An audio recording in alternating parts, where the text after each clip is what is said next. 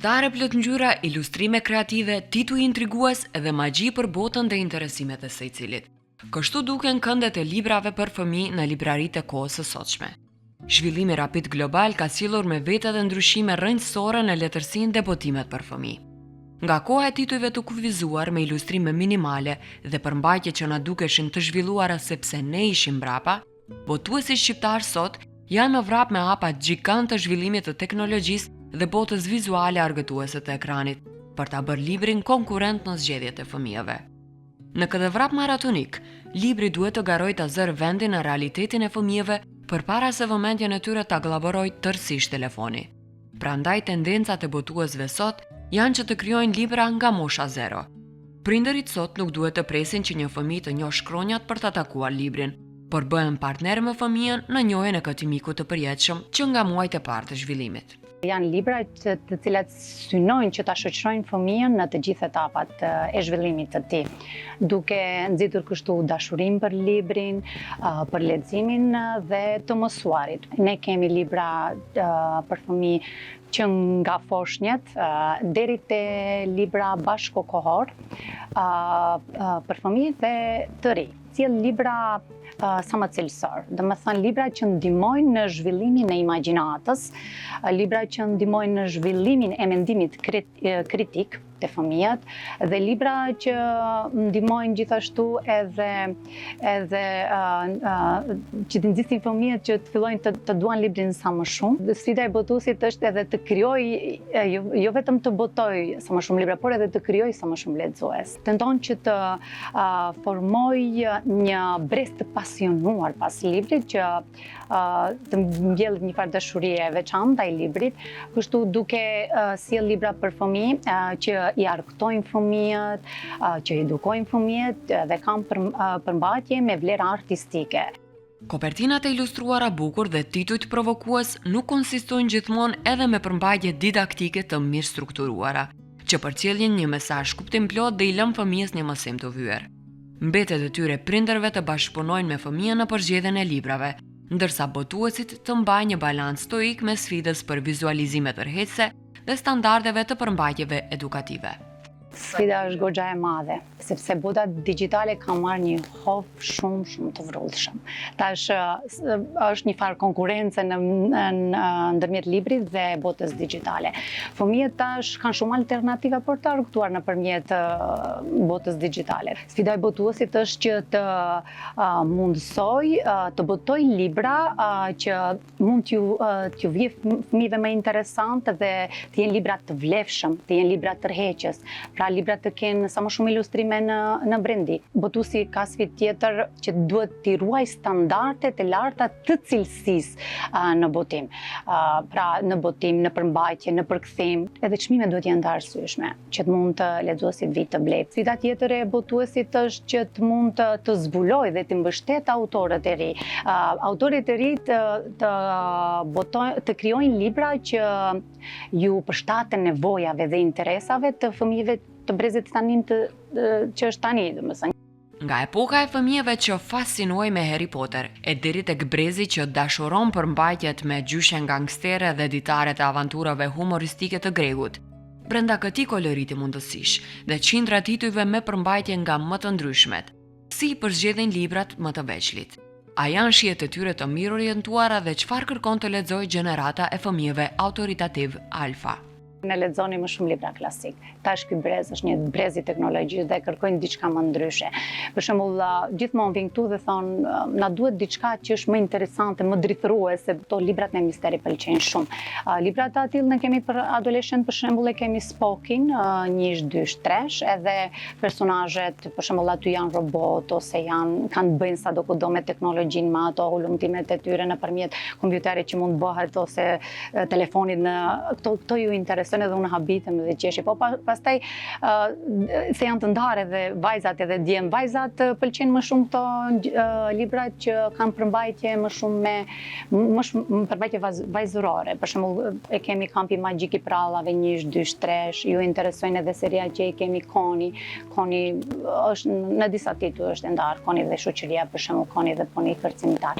A djem pastaj është një pjesë e djemve që kërkojnë libra që kanë bënë me futbolli. Por ne kemi edhe libra të atill, për shembull kemi serin Legjendarët, e kemi biografinë e shkurtër për fëmijë, kemi edhe fëmijë kurioz, kemi edhe fëmijë që ju intereson edhe shkenca, për shembull kemi botimet 100 shkencëtarët, ka ende edhe fëmijë kurioz që ju intereson shkenca, duan të dinë për shembull për Nikola Tesla, duan të dinë për Thomas Edisonin, secili e ka të botën e vet, edhe secili kërkon titull mbas asaj çfarë ju intereson më shumë.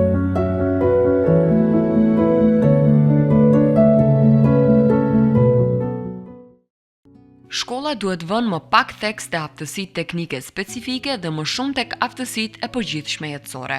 Mbi të gjitha, njerëzit do të kenë nevojë për aftësinë për të përshtatur me ndryshimin, për të mësuar vazhdimisht gjëra të reja dhe për të ruajtur ekuilibrin mendor në situata të panjohura, sugjeron në librin 21 mësimet e shekullit 21 historiani i njohur Harari, duke aluduar në nevojën e ndryshimit të kurrikulave shkollore në përputhje me aftësimin e fëmijëve mbi mendimin kritik, bashkëpunimin, komunikimin dhe përshtatjen me ndryshimet. E derisa kurrikulat shkollore të lektyrave për fëmijë kanë pësuar ndryshime minimale ndër vite, cila është ecuria e botimeve shqiptare krahas zhvillimit të brezit të ri? Ka kohë që mendoj se nxënësi i sotëm e sfidon shkollën, shumë e sfidon në krejt mënyrat, sepse njëherë kërkesat e tij në këtë shekull nuk janë kërkesat e brezit tim, po mos flasim të brezit të mësuesve të mi, në asnjë aspekt. Ai është shumë jeton në një botë tepër të unjësuar, në një botë globale që ai shumë lehtë vjen te informacioni. Dëshirat e tij janë shumë të barabarta me dëshirat e një të riu për te oqeaneve, kështu që mendoj se kjo e vështirëson shumë çështjen e shkollës. Në krejt këtë dinamik që është tepër e vështirë për ta mbrirë, shkolla shkon tepër ngadalë. Janë kurrikulat e njëjta që kanë qenë nuk disa kohë pa ndryshuar. Janë lektyrat e njëjta shkollore që në qoftë se fëmijë si jep një libër me afat të skaduar, të them, të interesit të tij, është njësoj si të japësh një bar me afat të skaduar. Të njëjtin helm shpirtëror do t'ja krijosh, sepse do ta largosh nga bota e leximit. Letërsia e fëmijëve a e bën komunikimin me fëmijët e sotshëm? Mendoj që po e bën komunikimin me fëmijët e sotshëm, sepse këto janë brez pak më kurioz, pak më interesant dhe botimet të cilat janë këtu janë të përshtatura në bazë grup moshave. Në qoftë se këto libra janë të përshtatura sipas interesit, nevojave të fëmijëve të tanishëm, mendoj se komunikojnë, domethënë me librin, këto betime ofrojnë komunikim me fëmijët. Përmbajtja luan një rol të rëndësishëm dhe përmbajtja edukative, përmbajtja me ilustrime, siç e cekëm edhe më herët.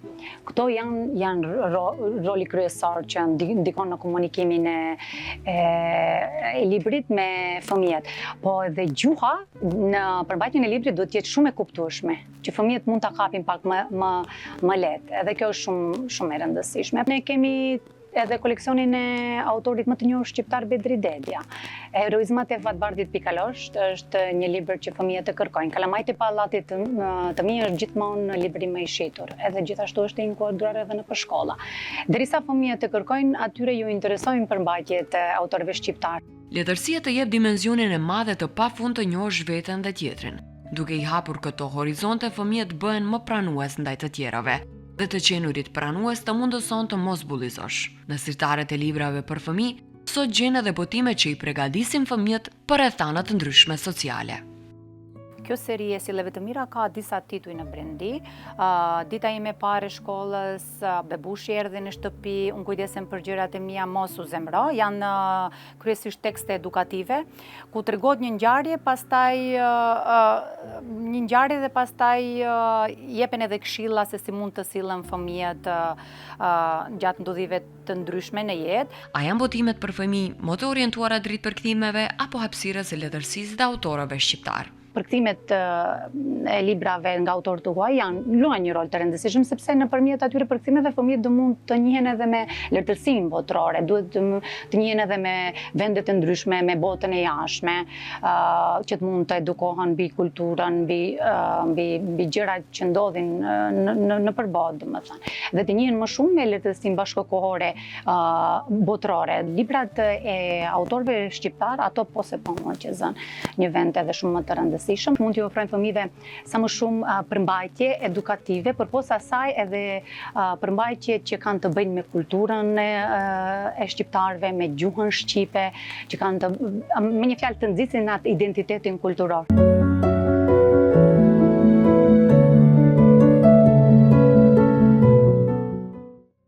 Edona ka lexuar me vëmendje të përpikt pothuajse çdo libër të sirtareve të destinuara për fëmijët. Ja cilat janë sugjerimet e saj dhe çfarë duhet të lexojnë fëmijët këtë verë. Ky koleksioni i prallave, klasikët e mi të parë, në këto 3 libra të ndryshëm, ka prallat të vëllezërve Grimm të Andersenit dhe të Ezopit. Do t'ua kisha sugjeruar edhe prindërve që vinë t'ua marrin fëmijëve, se janë pralla që t'ua lexojnë edhe para kohës gjumit, me qëllim që të nxisin atë kuriozitetin e fëmijëve, që t'ju formojnë edhe një farë lloj kulture leximit, që në moshë të vogël, edhe është mirë këto pralla t'ua lexojnë para gjumit ose gjatë ditës, që t'i lënë anash ekranit dhe televizionin sidomos. Gjoni Rodari është një ndër autorët e preferuar të disa fëmijëve. Gjoni Rodari është italian dhe është për këto fëmijët më unik, që janë pak më të thellë dhe i kuptojnë pak më ndryshe ngjarjet. Unë do t'ua kisha sugjeru edhe librat e Gjoni Rodarit, është Aventurat e Cipolinos, edhe ka edhe 2 tituj tjerë, domethënë ky autor, biografinë e Majlinda Kelmendit. Është libër për fëmijë që besoj do ju pëlqeje Majlinda dhe biografia e saj. Nga kjo seri tash e kemi titullin e parë, që është ky. Biografia e Beethovenit është shumë interesante, Albert Einsteini, gjithashtu Charlie Chaplini. Fëmijët i pëlqejnë këto libra që janë edhe argëtues shumë. Charlie Chaplini edhe në përpanajë dhe këtu në librari është që shitet, që e kërkojnë dhe që i intereson. Kemi edhe një seri tjetër, Një familje e papar. Një ndër ato që unë më shumë mua sugjeroj fëmijëve është Sfidë një javë pa ekrane. Çfarë kanë bë fëmijët një javë pa ekrane, po janë ndikuar gjithashtu edhe prindit, edhe ato i kanë lënë anësh ekranit. Çdo ngjarje fillon me diçka që ka ndodhur, pastaj në fund të librit jepet mesazhe, si për shembull si kanë vjuar ato pa ekrane dhe çfarë mesazhi kanë marrë nga ajo. Gjitha librat janë me përbajtje edukative. Do t'ua sugjeroja tjetër edhe prallën e njohur Trëndafili i Bardh nga Eliazar Jazogu. Është një prallë shumë e bukur që ka të bëje me historinë e bukur të mbretëreshës Gjeraldin dhe mbretit Ahmet Zogu. Pralla në brendi ka edhe motive popullore shqiptare dhe vërtet ja vlen edhe ky libër të lexohet nga fëmijët. Në episodin e radhës të Këndit të librit Mos gjyko nga kopertina, i japim përgjigje pyetjes a na ndihmojnë librat motivues dhe librat e zhvillimit personal.